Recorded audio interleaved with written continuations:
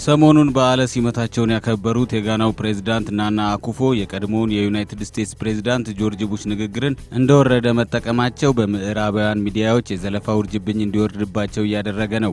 በእርግጥም ፕሬዝዳንቱ የቡሽን ንግግር ምንጭ ሳይጠቅሱ ቢጠቀሙም በግልጽ የፕሬዝዳንቱንና የጆርጅ ቡሽን ንግግር አነጻጽሮ እውነቱን መረዳት ይቻላል። ከዚህ ቀደም በዓለም ታዋቂ የሚባሉ የፖለቲካ ሰዎችም ይህን መሰሉን ኩረጃ አድርገዋል በሚል ሲወቀሱ ተሰምቷል። የወቅቱ የአሜሪካ ፕሬዝዳንት ሚስት ማሌኒያ ትራምፕ የቀድሞውን የአሜሪካ ፕሬዝዳንት ባራክ ኦባማ ሚስት ሚሼል ኦባማ እንደ አውሮፓውያን አቆጣጠር በ2008 የተናገሩትን ንግግር ወስዳ ተናግራለች በሚል ወቀሳ ሲቀርብባት ነበር።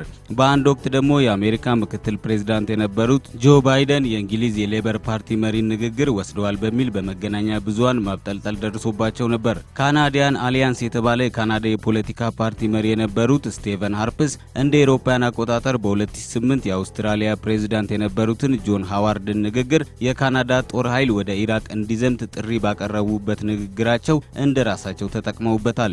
በ2008 በባራክ ኦባማና በሂላሪ ክሊንተን መካከል በነበረው የምረጡኝ ክርክር ወቅት ባራክ ኦባማ የማሳቹሴትስ ገዢ የነበሩትን የዴቪድ ፓትሪክን ንግግር ወስደዋል በሚል በሂላሪ የምርጫ አስተባባሪዎች ሲተቹ ነበር።